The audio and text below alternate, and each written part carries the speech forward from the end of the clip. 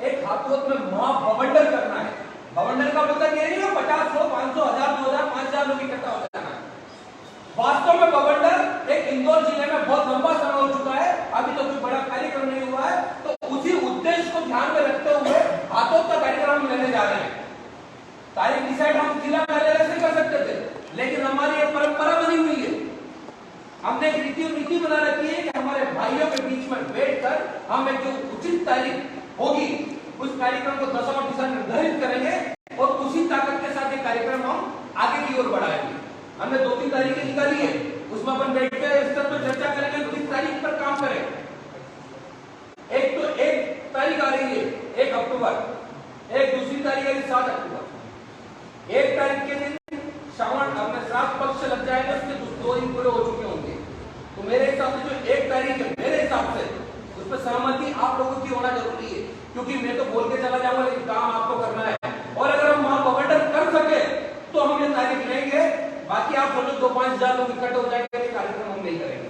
इस बार हम जो कार्यक्रम करने जा रहे हैं वो हाथों के इतिहास का सबसे बड़ा कार्यक्रम रहेगा।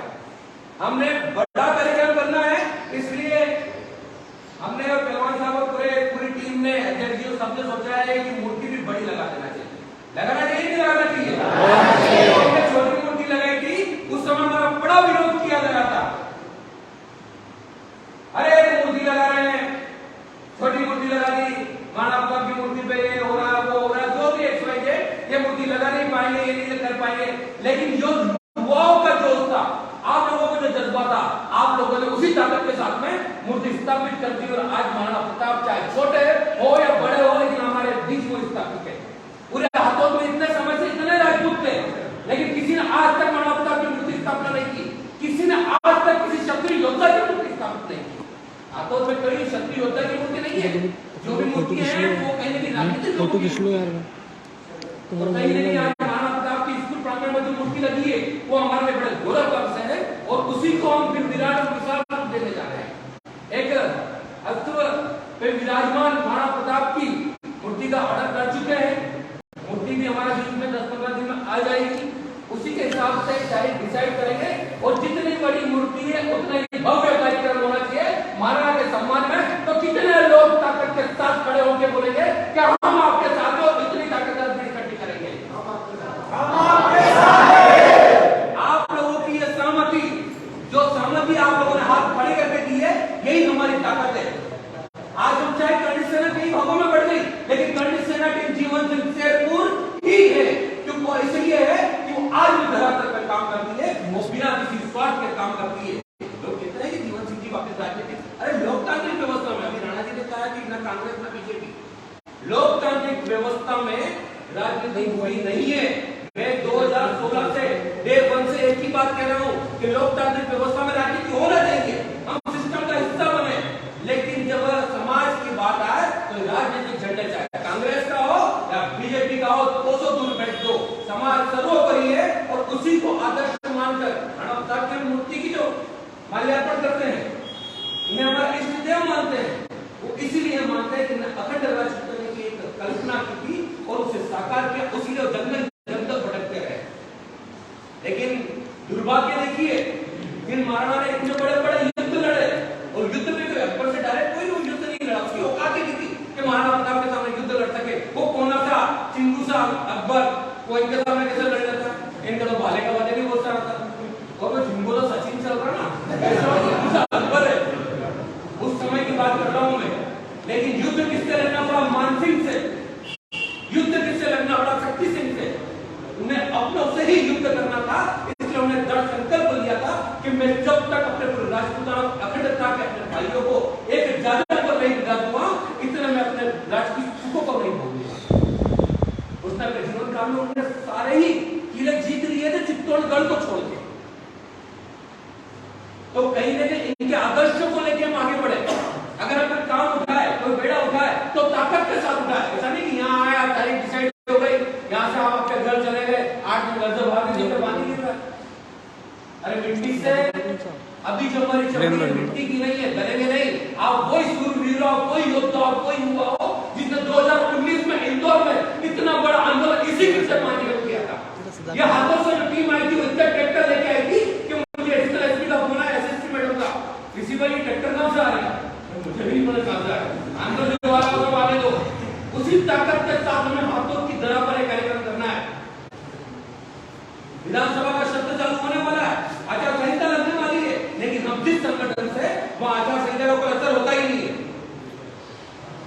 सिस्टम से चलते हैं लेकिन ज्यादा सिस्टम फॉलो नहीं करते। हमने आज तक परमिशन मांगी है, मिली तो गुड, नहीं मिली तो वेरी गुड। हमारे कार्यक्रम कुछ भी नहीं रुके। ये कार्यक्रम भी एक ऐतिहासिक कार्यक्रम तभी संभव हो पाएगा जब आप लोग किसी ताकत के साथ में, किसी जज्बे के साथ में, और आप लोग सब एक साथ काम करना चालू करें। एक बाटल तैयार कर दी है, हमने तहसील अध्यक्ष की नियुक्ति कर दी है, उसे पुनः तहसील अध्यक्ष आप लोगों की सहमति से बना दिया गया है। लेकिन अब आगे की कार्यकारिणी को गठन करेंगे। आप लोगों को अपने जिले से, अपने क्षेत्र से, अपने रिश्तेदारी से ज्यादा लोग, जितने लोग ला सके। बड़ी मूर्ति लग रही है, दोराना के सम्मान में लोग भी ज्यादा होने चाहिए। और क्षेत्रीय अगर विधानसभा के दृष्टिकोण से देखा जाता है, 58,000 राजपूत है, लेकिन 58,000 पूरे नहीं आएंगे।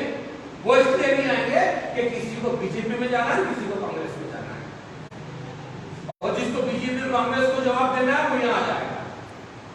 मैं फिर भी कह रहा हूं, ना मैं बीजेपी से कोई बैर है, ना मैं कांग्रेस से कोई बैर है, ना बीजेपी सही है ना कांग्रेस सही है, लेकिन जो हमारे हित की बात करेगा, लोकतांत्रिक व्यवस्था में जो हमारी मांगों को रखेगा, जीवन सिंह जी और दोनों पार्टियों से उनको टिकट का ऑफर दिए जा रहे हैं, लेकिन उनका सबसे पहला शब्द ये है, मैं आज लाइव के माध्यम से आप लोगों के माध्यम से स्पष्ट कर दूं, जो उनको आरोप लग रहा है ना कि ये राजनीति करने नहीं जा रहे हैं, उन्होंने पहले ही स्पष्ट बोल दिया है कि मेरी जो 18 सूत्री मांगे जो अपने वचन पत्र में लेगा, मैं उसके साथ रहूंगा, चाहे वो कोई भी पार्टी क्यों ना हो।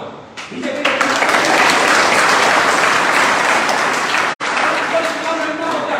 तो 2023 का इंतजार क्यों करते? 2018 में हमारे पास में होते, 2018 में भी हमारे पास में दोनों पार्टियों के ऑफर थे, लेकिन हमने नहीं लड़ा। इसलिए नहीं लड़ा क्योंकि हमारी बात नहीं मानी जा रही थी, और हम इस बार भी चुनाव अगर पार्टी से नहीं लड़ेंगे, अगर हमारी बात नहीं मानी गई तो हम फिर भी नहीं लड़ेंगे। चुनाव लड़ना हमारा उद्देश्य नहीं है।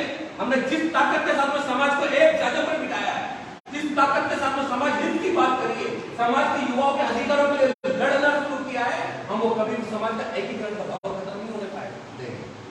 अरे जिस आदमी ने अपना सर्वोच्च प्रचार कर दिया, उसके ऊपर आरोप, जीवन में सबसे आसान काम जो है वो किसी के ऊपर आरोप लगाना, टीचर उछालना, साफ करने की जिसकी औकात नहीं होती ना, वो उछाल जरूर देता है, चाहे कुछ भी हो। हमें इस संगठन से जो आप जुड़े हुए हो, करणी सेना, 2016 से इंदौर जिले में जब करणी सेना आई है, तब से आप लोग, ये पूरी टीम बैठी हुई है, ये सब 2016 से मुझसे जुड़े हुए हैं।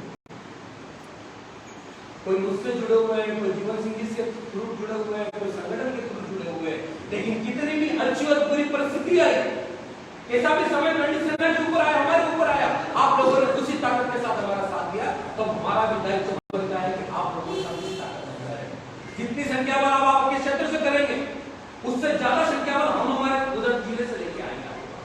लेकिन हमारा एक उद्देश्य होना चाहिए कि हाथों का कार्यक्रम इंदौर में ऐतिहासिक कार्यक्रम होना चाहिए। 2019 के बाद अगर कार्यक्रम हो तो ये हाथों का कार्यक्रम गिना जाए, उसके लिए आपको दृढ़ संकल्प लेके यहां से निकलना पड़ेगा।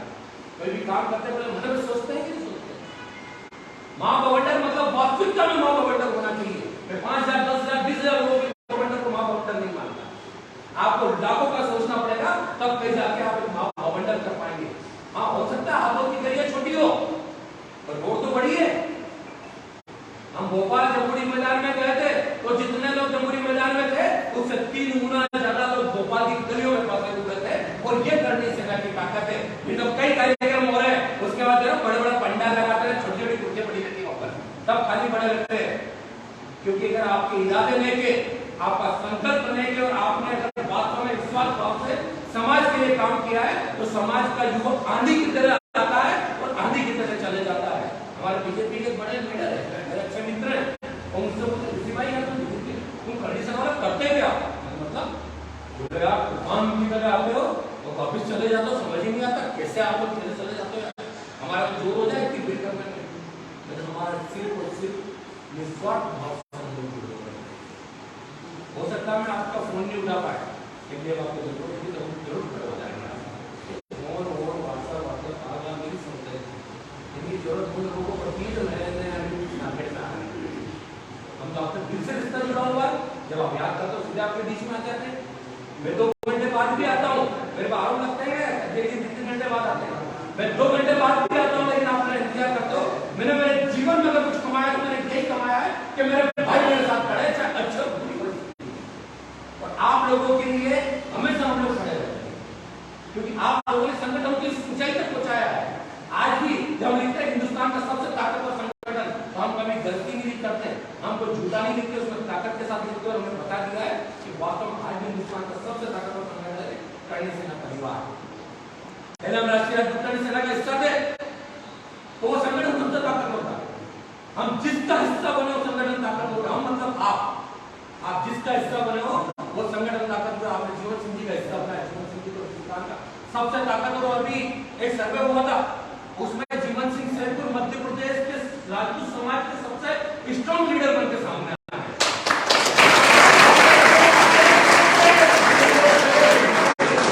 एक खास मध्य प्रदेश में ऐसा व्यक्ति है जो मध्य प्रदेश की 104 विधानसभा में इफेक्ट डालता है।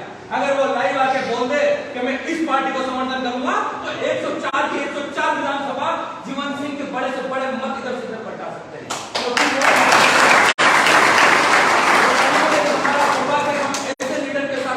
काम कर रहे हैं, वो हमसे हो सकता है बेटे कैसे बेटे बहुत छोटे हैं, जैसे वो छोटा है, लेकिन आप लोगों से बड़े हो, आप छोटे भी हो। एक ऐसा व्यक्ति है, अब वो व्यक्ति नहीं रहा, वो व्यक्तित्व हो चुका है, क्योंकि उसने अपना सर्वोच्च समाज के लिए विचार करता है। जो सही है उसके साथ हो है, जहां उसको लगा कि गलत तो उसके साथ उसने कभी नहीं किया। बीच में एक व्यक्ति साथ में आया तो मेरा गलत उसको भी गलत कर दिया। अब हमारा मुख्य उद्देश्य होना चाहिए कि हाथों का कार्यक्रम हमें ताकत के साथ करना है। तो तारीख क्या डिसाइड करें, बताओ आप लोग। पहले तो हाथों कार्यक्रम में तन मन और धन से साथ देना है कि नहीं देना है? एक बार जोरदार हाथ खड़े कर दो, आप सब दोनों हाथ खड़े करके समझ देना है ना।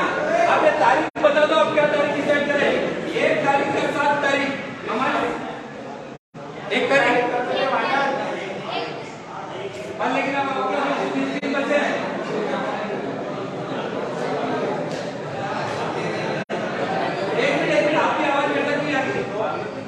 क्या कह रहा हूं? 1 तारीख ये आप 7 तारीख को कह रहे हो। 1 मिनट 7 तारीख में एक समस्या है हमें, क्योंकि 10 तारीख के दूसरे कार्यक्रम में हमारे जिले में हमें 3 कार्यक्रम और करने हैं 16 दिन में। तो अगर हाथोता कार्यक्रम आपने बीच में अटका दिया और मैंने इधर निमाड़ रोड का कार्यक्रम 1 तारीख को ले लेना, बंद करता है।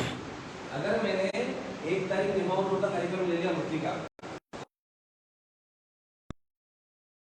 तो ये 20 दिन बाद जो पहला कार्यक्रम होगा अपने जिले में 3 महीने बाद कार्यक्रम होगा।